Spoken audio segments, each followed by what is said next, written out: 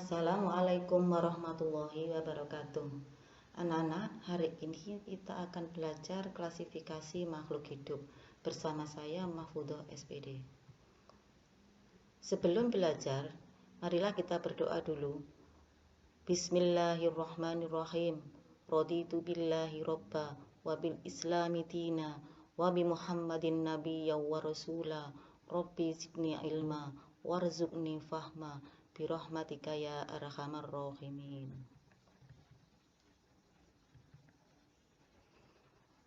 Klasifikasi makhluk hidup, kompetensi dasar yang kita bahas.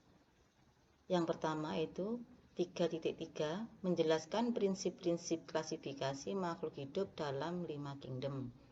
4.3 menyusun kladogram berdasarkan prinsip-prinsip klasifikasi makhluk hidup. Dan tujuan pembelajaran hari ini adalah setelah mengikuti kegiatan pembelajaran, diharapkan peserta didik dapat mengidentifikasi, menjelaskan, mempresentasikan, dan menyelesaikan masalah berkaitan dengan prinsip-prinsip klasifikasi dan dasar klasifikasi makhluk hidup.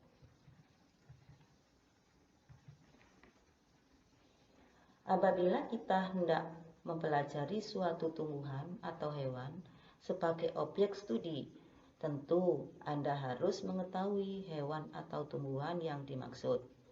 Kenyataannya, jumlah hewan dan tumbuhan sangat banyak dan beraneka ragam, sehingga sulit untuk dipelajari.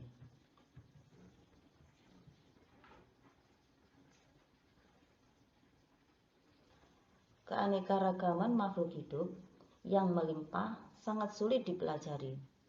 Oleh karena itu, perlu dilakukan pengelompokan atau klasifikasi makhluk hidup. Klasifikasi yang dilakukan oleh para ahli biologi mempunyai beberapa tujuan. Tujuan dari klasifikasi adalah mendeskripsikan ciri makhluk hidup untuk membedakan tiap-tiap jenis agar mudah dikenali. Mengelompokkan makhluk hidup berdasarkan ciri-cirinya, mengetahui hubungan kekerabatan antar makhluk hidup, dan mengetahui makhluk hidup atas dasar kekerabatannya. Selain itu, klasifikasi juga memiliki manfaat yang secara langsung dapat diterapkan bagi kepentingan manusia. Manfaat klasifikasi makhluk hidup bagi manusia sebagai berikut. Klasifikasi dapat digunakan untuk memudahkan mempelajari makhluk hidup yang beraneka ragam. Contoh, pengelompokan tumbuhan berdasarkan manfaatnya. Ada tumbuhan yang bermanfaat sebagai tanaman obat, kelompok tumbuhan tanaman hias, dan kelompok tumbuhan tanaman pangan. Klasifikasi dapat digunakan untuk melihat hubungan kekerabatan antar makhluk hidup yang satu dengan yang lain. Contoh, harimau memiliki hubungan kekerabatan yang lebih dekat dengan kucing daripada dengan komodo, karena harimau dan kucing memiliki persamaan lebih banyak. Klasifikasi dapat digunakan untuk mengetahui ciri-ciri dan sifat setiap makhluk hidup. Klasifikasi dapat digunakan untuk mengetahui adanya saling ketergantungan antar makhluk hidup satu dengan makhluk hidup yang lain.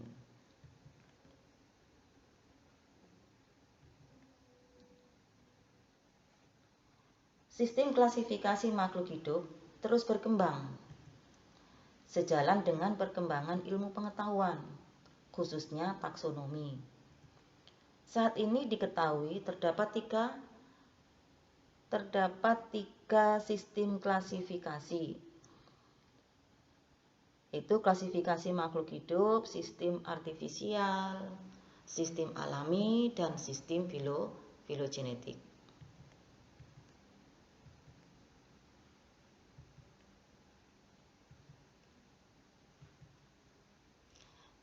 Klasifikasi sistem artifisial atau sistem buatan menggunakan struktur morfologi, anatomi, maupun fisiologi, terutama sistem reproduksi dan habitatnya. Tokoh klasifikasi sistem artifisial ada Aristoteles, Ada Carolus Linnaeus dan ada Theophratus. Aristoteles membagi makhluk hidup menjadi dua kelompok berdasarkan ada tidaknya klorofil dan kemampuan berpindah tempat, yaitu menjadi kelompok tumbuhan atau plantae dan kelompok hewan animalia. Carolus Linnaeus mengelompokkan tumbuhan berdasarkan alat reproduksinya. Theophratus mengelompokkan tumbuhan berdasarkan perawakannya atau habitus, meliputi pohon, perdu, semak, dan gulma.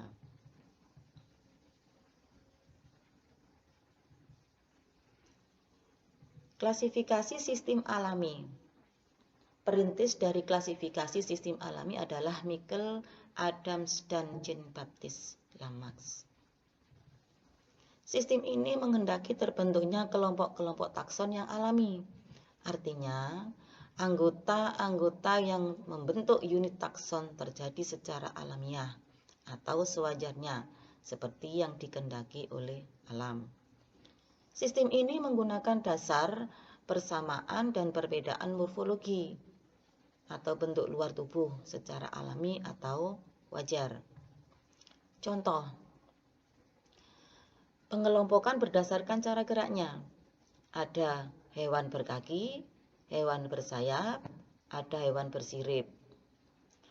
Berdasarkan penutup tubuhnya, ada hewan bersisik, hewan berbulu, hewan berambut, dan hewan bercangkang.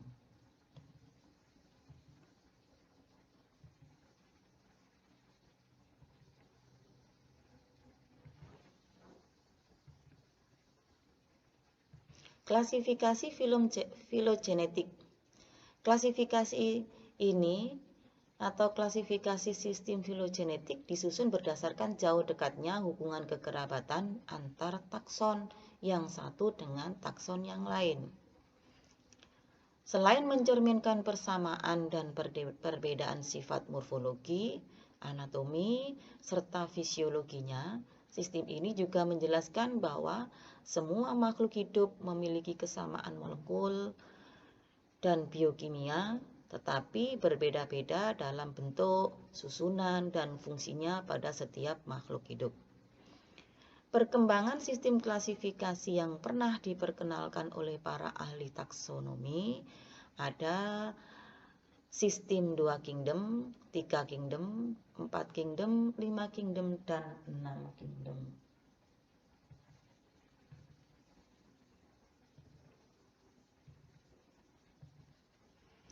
Klasifikasi yang pernah diperkenalkan oleh para ahli taksonomi. Yang pertama yaitu Carolus Linnaeus, yaitu memperkenalkan klasifikasi 2 kingdom, di mana makhluk hidup dibagi menjadi dua kelompok, yaitu ada kelompok animalia dan kelompok plantae.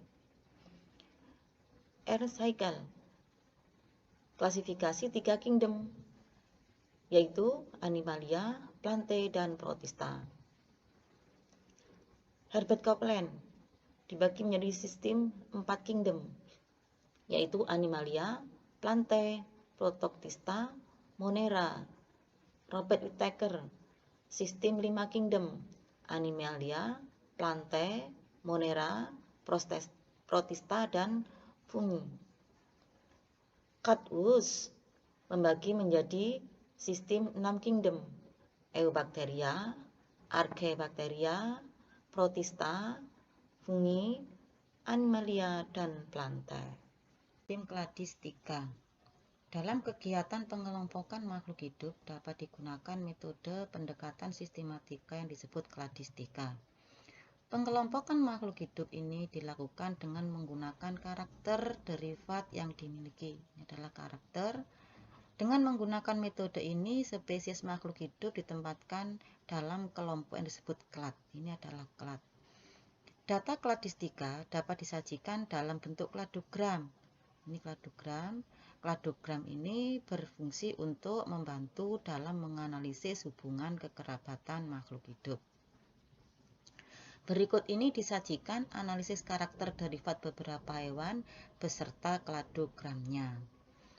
Marilah kita amati tabel dari analisis karakter derivat beberapa hewan Di sini angka 0 menunjukkan ketidakhadiran karakter. Angka 1 menunjukkan kehadiran karakter.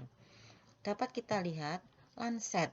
Lancet ini ada angka 0, berarti Lancet tidak mempunyai tulang belakang, rahangnya tidak berengsel, tidak mempunyai 4 kaki jalan, telur amniotik atau telurnya tidak bercangkang, tidak berambut. Begitu sebaliknya untuk macan tutul. Di sini ada angka 1, berarti macan tutul ini mempunyai tulang belakang, mempunyai rahang berengsel, mempunyai 4 kaki jalan, mempunyai telur amniotik, dan mempunyai rambut. Dari analisis karakter derivat ini dilengkapi dengan kladogramnya. Kita lihat macan tutul mempunyai hubungan kekerabatan yang lebih dekat dengan penyu dibandingkan dengan Lancet. Karena di sini terlihat sekali bahwa macan tutul ini mempunyai ciri-ciri yang sama dengan penyu lebih banyak daripada dengan Lancet. Karena di sini Lancet ditunjukkan oleh angka 0, berarti tidak mempunyai persamaan ciri sama sekali dengan macan tutul. Taksonomi.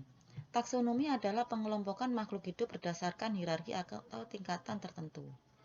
Dalam klasifikasi makhluk hidup, tingkatan takson tertinggi yaitu kingdom, baik untuk tumbuhan maupun hewan. Tingkat tersebut masih dapat dibagi-bagi menjadi unit takson yang lebih kecil. Ini adalah peringkat atau tingkatan takson dalam klasifikasi dimulai dari tingkatan tertinggi sampai terendah baik pada tumbuhan maupun pada hewan. Tingkatan tertinggi adalah kingdom, tingkatan terendah adalah spesies. Untuk tumbuhan di sini divisio, untuk hewan adalah phylum. Kita amati gambar di sini, ada tingkatan tertinggi sampai tingkatan terendah dalam takson. Ada anak panah yang menunjukkan jumlah anggota semakin banyak. Berarti di sini artinya adalah semakin tinggi tingkatan takson, jumlah anggotanya semakin banyak. Tetapi persamaan cirinya semakin sedikit. Kita ambil contoh dalam tingkatan takson terendah. Berarti tingkatan takson terendah yaitu spesies itu mempunyai jumlah anggota lebih sedikit tetapi mempunyai persamaan ciri yang lebih banyak. Kategori takson yang sering digunakan dalam kehidupan sehari-hari adalah familia, genus, dan spesies. Kita lihat di sini, famili tersusun dari beberapa genus, sedangkan genus tersusun dari beberapa spesies. Famili mempunyai persamaan ciri lebih sedikit dibandingkan genus. Begitu juga spesies.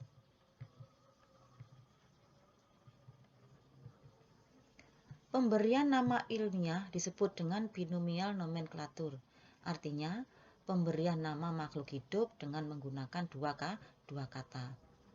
Ketentuan yang harus dipenuhi dalam penulisan nama ilmiah makhluk hidup berdasarkan aturan binomial nomenklatur. Yang pertama yaitu penamaan dalam bahasa Latin atau dilatinkan. Ini pemberian nama ilmiah dengan menggunakan dua kata. Musa paradisiaca ada dua kata. Kata pertama menunjukkan nama genus dan penulisannya diawali dengan huruf besar atau kapital. Kata pertama yaitu Musa menunjukkan nama genus atau nama marga dan hurufnya adalah huruf kapital. Kata kedua menunjukkan penunjuk spesies yang diawali dengan huruf kecil. Paradisiaca adalah penunjuk spesies dan diawali dengan huruf kecil.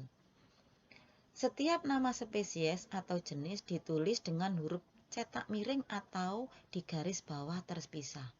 Musa paradisiaca ditulis cetak miring atau diberi garis bawah terpisah. Jadi Musa paradisiaca ini adalah contoh dari nama Latin tersusun dari dua kata. Kata pertama adalah nama marga atau genus. Kata kedua adalah nama penunjuk spesies. Nama genus ditulis dengan diawali huruf besar, nama spesies diawali dengan huruf kecil.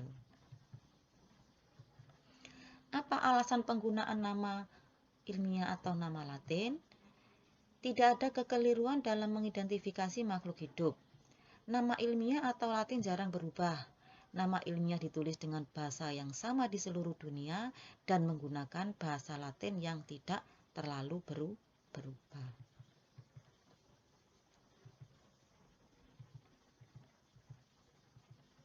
Kunci determinasi. Kunci determinasi ini adalah untuk mempermudah pengidentifikasian makhluk hidup. Kunci determinasi adalah cara atau langkah untuk mengenali organisme dan mengelompokkannya pada takson makhluk hidup. Kunci determinasi terdiri dari sederetan bait atau kuplet yang diberi nomor dan setiap bait terdiri atas 2 baris yang disebut penuntun sehingga disebut dengan kunci dikotomi. Ya, jadi ini adalah terdiri dari bait 1, bait 2. Masing-masing ini namanya adalah kuplet. Penuntun berisi ciri-ciri yang berlawanan yang ditandai dengan huruf. Ciri berlawanan yaitu bersepora dan tidak bersepora. Pemakaian kunci determinasi akan memilih satu di antara 2 sifat yang berlawanan dan akhirnya akan diperoleh jawaban berupa identitas tumbuhan atau hewan yang diteliti. Contoh ini adalah tumbuhan. Ada tumbuhan yang kita dengan menggunakan kunci determinasi nanti kita akan mendapatkan nama individu. Tumbuhan bersepora. Ini adalah termasuk tumbuhan bersepora. Kemudian kita lihat di sini nomor 2 berarti kita akan membaca di nomor 2. 2A. Tumbuhan yang berbatang jelas. Ini adalah tumbuhan yang sudah mempunyai batang yang jelas. Berarti namanya adalah suplir. Berarti tumbuhan ini kunci determinasinya adalah 1A dan 2A dan nama individunya adalah suplir. Baiklah anak-anak, kita akan latihan soal. Yaitu ada latihan soal 1, 2, 3. Manfaat dari klasifikasi, dasar klasifikasi sistem artifisial, apa alasan kita menggunakan nama ilmiah pada makhluk hidup. Soal yang keempat, di sini disajikan analisis karakter derivat beberapa tumbuhan. Tolong kalian buatkan kladogram seperti contoh yang sudah kita bahas, yaitu di sini ada beberapa karakter dari tumbuhan.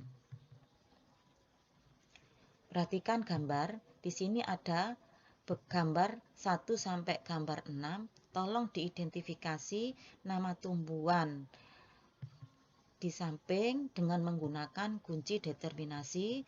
Ini ada contohnya nomor 1 yaitu kunci determinasinya 1A dan 2A yaitu suplir. Untuk nomor 2 sampai nomor 6 tolong diisi kunci determinasinya dan nama makhluk hidupnya atau nama tumbuhannya.